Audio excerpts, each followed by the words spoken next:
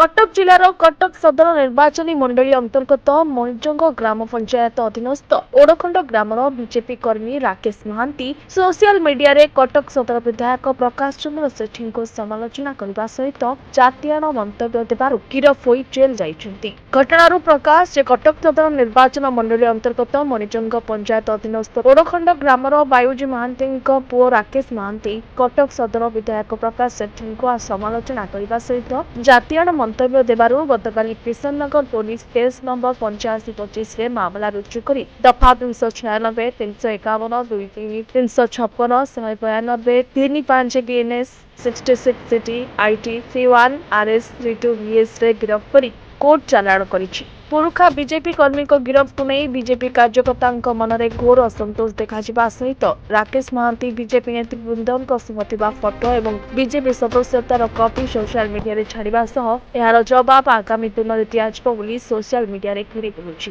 तेबे आगामी दिन में यह घटना को नहीं कटक सदर बीजेपी रे बड़ विद्रोह हेबा नहीं साधारण रे चर्चा होछि। विधायक थाना रे अभियोग करिनाहांती किंतु दुर्लभ सेठीଙ୍କ अभियोग आधार रे गिरफ्त करा जिबाकु नहीं पुलिस प्रशासन कार्यशैली उपरे प्रश्नवाची सृष्टि होछि।